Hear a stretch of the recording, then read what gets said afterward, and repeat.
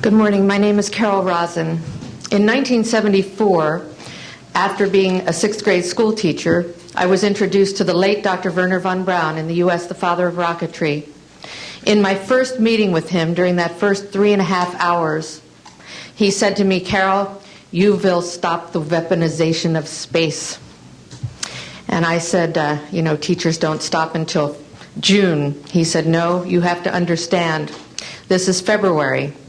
And we have to prevent the weaponization of space because there is a lie being told to everyone that the weaponization of space is now first being based upon the evil empire, the Russians.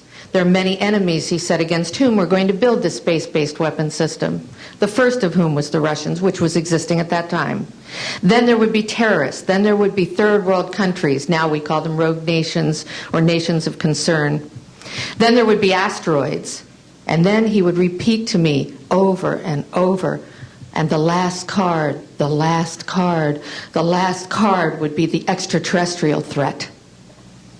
Well, at the time, I kind of laughed when he said asteroids, and when he said extraterrestrials, I knew I wasn't going to deal with that subject. And now we hear on the news just today, this week, that they've slid in another enemy. Only this time we're going to protect our satellites. In other words, we have to have some reason to spend these trillions, to waste these dollars on a space-based weapon system, and they're all lies. This is a system, he told me, that would never protect anyone. Even back then, he talked about suitcase bombs. He talked about chemical, viral, bacterial, biological warfare, that these space-based weapons would never protect us against. And then he told me that, in fact, if you travel around the world, which I did after he died in 1977, I met with people in over 100 countries who were friends. They didn't want to build space-based weapons. I became a space and missile defense consultant, and I worked with people around the world. I became an advisor to the People's Republic of China. They don't want to build a space-based weapon system, and he told me back then that they didn't.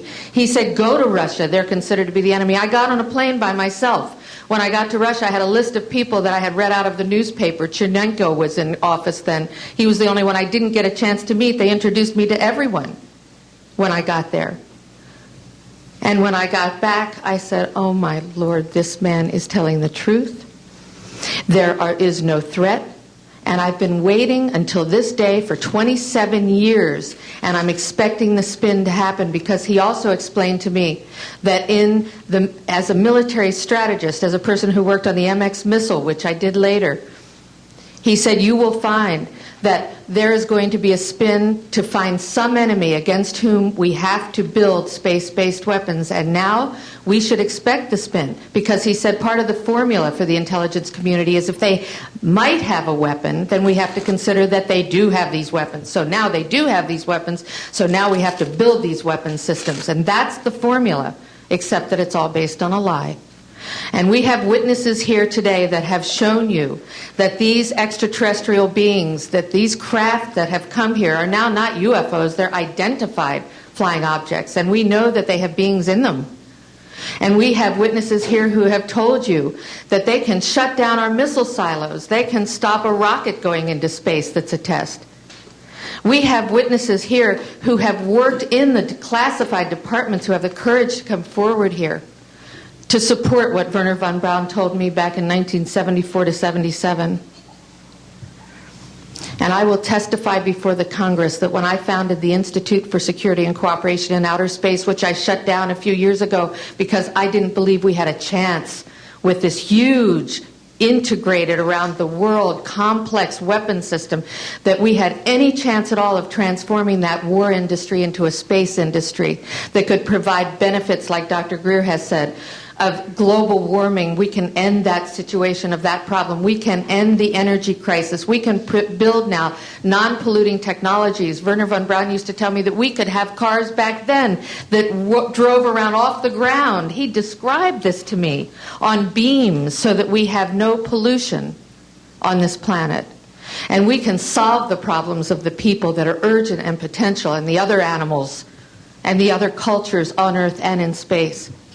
And we can end the arms race without dislocating the industry jobs, without disrupting the economy, by transforming, Wernher von Braun told me, the war industry into a global cooperative space industry that will provide, he said, finally, more jobs and profits on this planet than during any hot or cold wartime, more products and services that can be applied directly to solving the problems of this planet. And we can have a whole planet now that lives in peace on Earth, with all the cultures on Earth, and with all the extraterrestrial cultures in space. And these are words that Wernher von Braun told me in 1974, and I will testify before the Congress under oath about everything I have said and more. Thank you.